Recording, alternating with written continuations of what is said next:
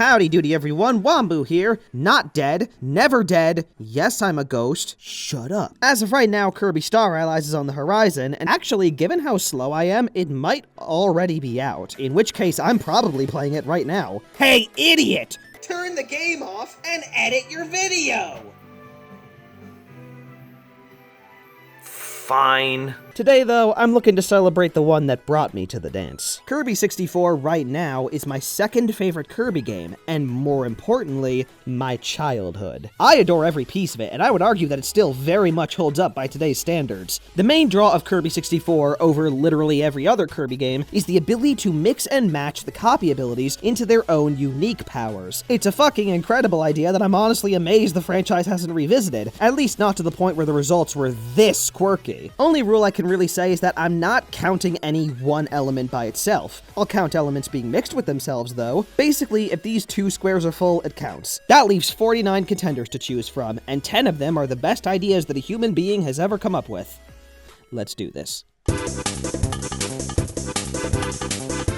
Just to get out of the way kinda early, I should say that the mechanics behind all of these abilities are kinda simple. As in, you push a single button to make the fun thing happen. Thus, the rankings of the list are going to come down more to game feel, style, and overall charm. So, when the game presents me with a rock that freezes people and an ability that's pretty much objectively better, I pick the wrong one.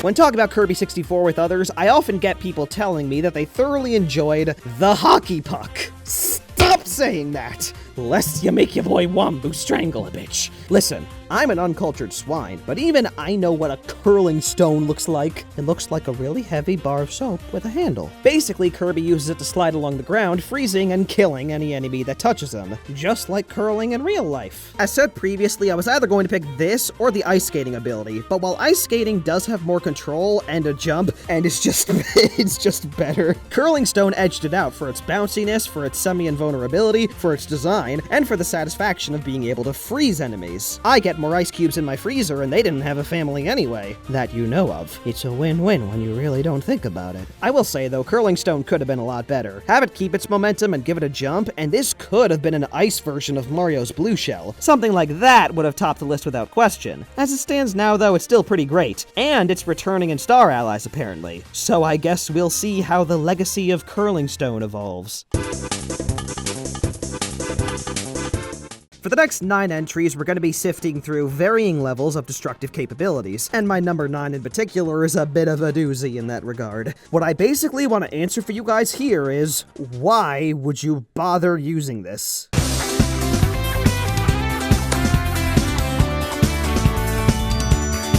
For many, the answer might actually be pretty simple, cause it's a good-ass ability. But at the same time, my actual love for the fire arrow seems to run contrary to a lot of other fans. There are more dynamic and more practical abilities than this, but it's not really bad, it's something different. Something you might have to actually aim with? Kirby may have wielded a bow 2 other times, but he's only ever been the bow just this once. And personally, I don't see anything frighteningly disturbing with this picture. The longer you hold the B button, the tighter Kirby's string is drawn, and the further the arrow will go. You know, in case you didn't know how fucking bows worked, in case you're one of those fucking idiots that confuses a curling stone and a hockey puck. I should have fucking killed you when I had the chance. And even if you miss, the arrow also leaves a residual flame for a while that can also kill enemies that touch it. And hey, curling stones might not be able to jump, but bows sure can. And who are you to question that? A sensible viewer? Nice try. I see right through your bullshit. I guess even with these positives, you could argue that using it consistently is more of a self-imposed challenge. But fun comes in flavors other than sheer viability. And the weird amount of precision that went into this one, it was a real highlight. At least for this guy. Hey, so shout out to my buddy Wave, by the way, who recorded the footage for this countdown. Big thanks to him, especially for this clip in particular, where he's just hopping around through this level with the fucking bow ability. I basically just put this here to show you guys that I do in fact work with the dumbest fucking people imaginable. But hey, you know what? If you are looking for the most optimal way to clear this part of the game, well, hey, here it is, and he fucked it up. Never mind.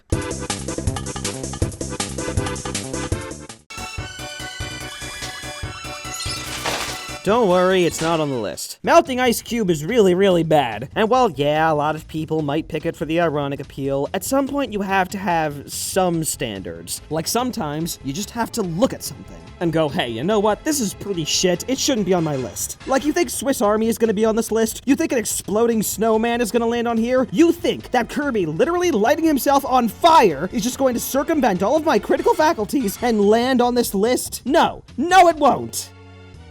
About that snowman, though.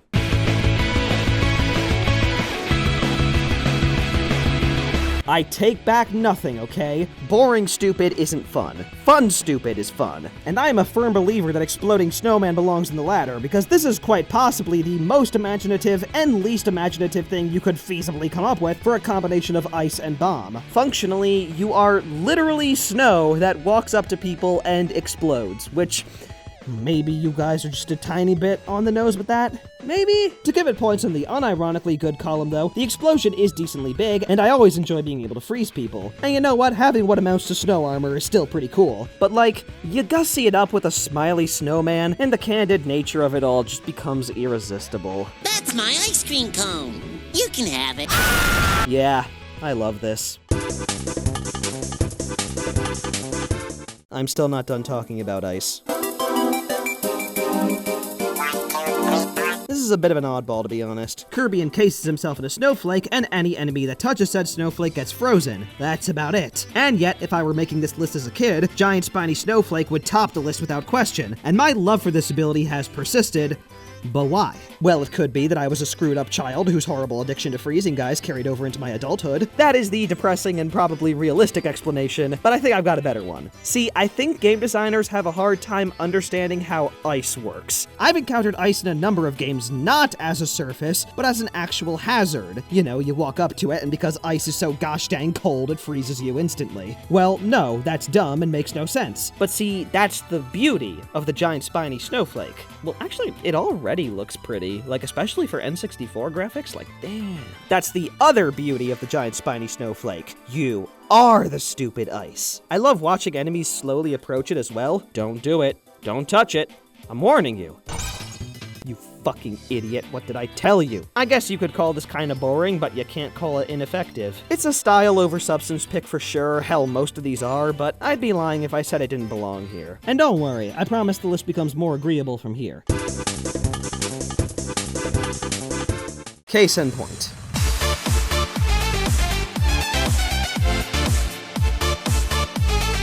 Double-bladed laser sword is kind of a mouthful, but I guess you could call it whatever, so long as it gets us a game where Kirby can use a lightsaber, specifically the Darth Maul one, too. This being one of the more popular combinations in the game is probably one of the most aggressively unsurprising things about the fanbase. While you only get one swing, it has a wide range and covers most angles. But what about projectiles, though? Come on. Do Jedi get killed by projectiles? Okay, the worst clip I could have shown. That's fine. My point is that it blocks projectiles as well. So just run in, swing that sucker for all it's worth, and watch your foes fall before your might. Or don't. You can just not do that. The sword kills to the touch, so rather than actually using it, you can just bumble around like some incredibly morbid physical comedy routine.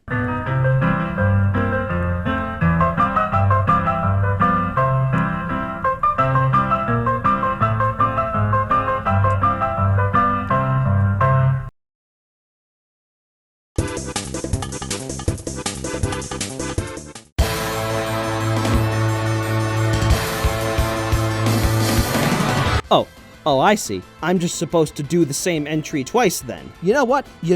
Fine. That's exactly what I'm gonna do. Sword of Fire is kind of a mouthful, but I guess you could call it whatever, so long as it gets us a game where Kirby can use a lightsaber. Nope, never mind, this doesn't work. Joking aside, there are quite a lot of similarities between the two abilities. Both involve the use of big-ass swords with wide-range strikes, and yet again, both can kill simply by holding the weapons. But even with that, Sword of Fire handily edges out the lightsaber, both in practicality and in charm. Because while the Star Wars reference is nothing short of entirely welcome, if we're looking in the department of swords, you can't really beat pulling a flaming two-hander out of your gullet. I was never even a big Star Wars fan anyway. I mean, I've heard of sword swallowing, but this is fucking bullshit. And rather than just being able to swing the sword, Kirby can throw it, or just sort of hold it up in the air like a jackass and act as a smiley, shimmying pillar of fire. You get a super powerful weapon, an anti-aerial, and a projectile, all in one. I'm sorry, did I just swallow the lowest difficulty setting? Don't get me wrong, I love it and I'm glad it exists, but Christ's sake, how do you make lightsaber the short end of the stick?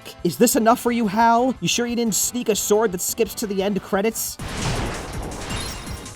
I've got my eye on you guys. So this next ability is trash, but it's not. It's amazing, but most of it sucks. Kinda. But I love it, cause it's good, even though it's bad. I can explain.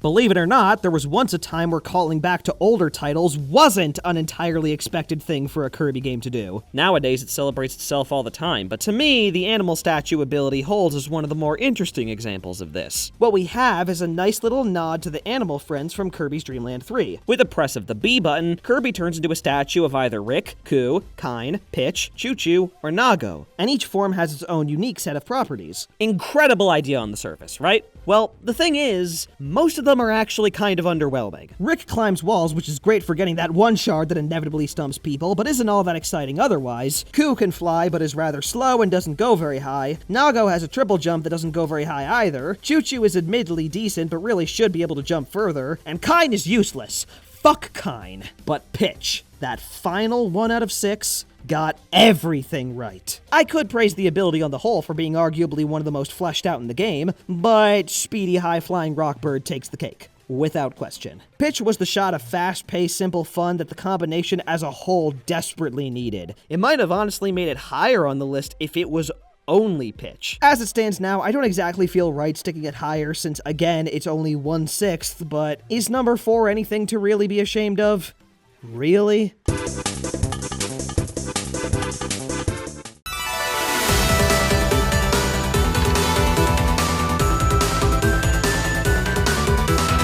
To be honest, this wasn't even a contest. From the beginning, there were 3 abilities in the running to take number 1, and I could gush for millennia about each of them. Explosive Ninja Stars in particular might just be the absolute most infectious projectile ability in the game. Unlike the fire arrows, which have an actual visible path, the Ninja Stars disappear after being thrown, and then in a split second, embed itself into whatever happens to be in front of it. Now, I know the standard B moves for the ninja ability kind of do the same thing, but this is better because I feel like it. But actually, there's a few little touches to this that increase the fun factor tenfold. The aforementioned invisibility of the projectile conveys a sense of speed. Like, you may think I didn't edit myself into this part, but I'm actually just too fast for your brain to process. And because of that, it's really easy to feel like a badass when you hit your mark directly. But the real creme de la creme. The shuriken freezes its enemies in place upon hitting them before it explodes. You're all, and the shuriken is all, and the enemies are all. How could this happen? I'm not even joking. That 1 second is just the best. It makes the exploding Ninja Stars one of the most exultant abilities to use, and the fact that I found 2 abilities that I would honestly rank higher, it's pretty amazing. お前はもう死んでいる。何?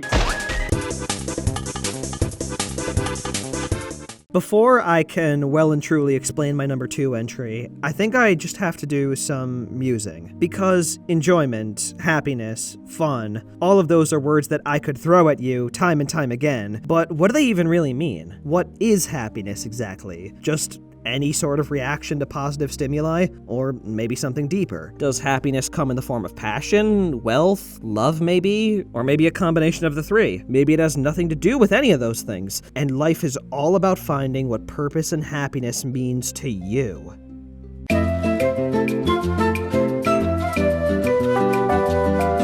Oh, wait, never mind, there it is. I found it. I don't even know what I was on about. We've finally arrived at the contentious yet utterly expected pick. For anyone else who might want to make a list of this topic, let me tell ya, no matter what kind of player you talk about this game with, Fridge inevitably enters the conversation. Usually in 2 forms, Fridge sucks ass. Fridge rekindled my will to live. And as the placing would imply, I'm in the camp that believes fridge is the answer to all the world's problems. I guess now would be a good time to say that of all the elements in the game, ice is my favorite one. And within my favorite element, fridge is my favorite ability, even though it really doesn't work like an ice power or even an electric one. By all means, it's stupid. You can't move in fridge form, and you attack enemies with food, like cheese, milk, pudding, and fully prepared hot dogs with the condiments on it and everything. And you know, it's not that I'm super easy to amuse or anything, but given how incredibly sophisticated and not at all infantile my sense of humor is, I must begrudgingly admit that this shit gets me rolling, as it were. And it's not just the surprising effectiveness of projectile food, it's also just broken.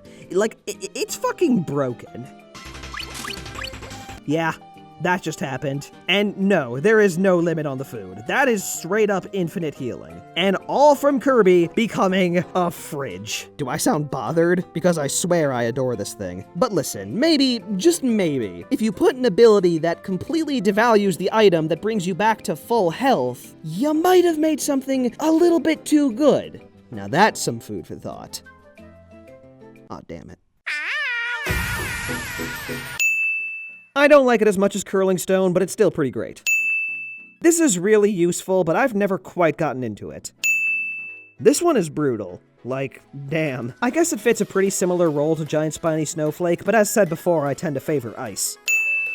And speaking of ice, this was another ability that was in the running to take the number 10 spot from Curling Stone. Arguably, it's more fun, but only in the right circumstances.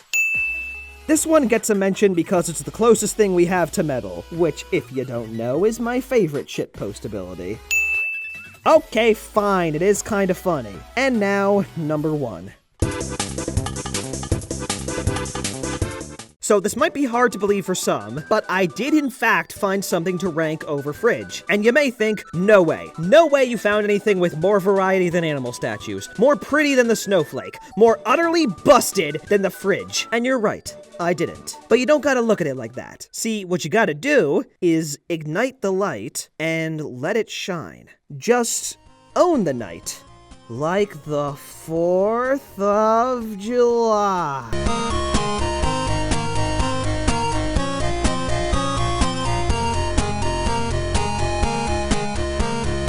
I can't sing. I'm not gonna sing. But yeah, fireworks is my favorite combination ability, hands down. There are many explosions in the game, big and small, but fireworks puts you in the center of multiple big and pretty explosions that don't damage you, fucking dynamite! But basically you combo it 3 times with the range steadily getting bigger each time. That's it. Any enemy around you gets fucking deleted. And aside from the payoff being basically instantaneous, you could argue that it's not really that special. But, like with the exploding ninja stars, there's a lot of little things that just makes me want to never get rid of it. I love bouncing around in the air with the combos, I love the sound it makes, I love the way the fireworks themselves look, plus it just decimates enemies easy peasy. It's just fun in the absolute purest form for me. It's simple, but it's the exact sort of ultra-destructive style over substance pick that keeps a smile plastered on my face, and my face is literally just eyes. But, you know, if you, as a viewer, feel like maybe fireworks is an underwhelming choice for number 1, I understand and am willing to compromise, which is why number 0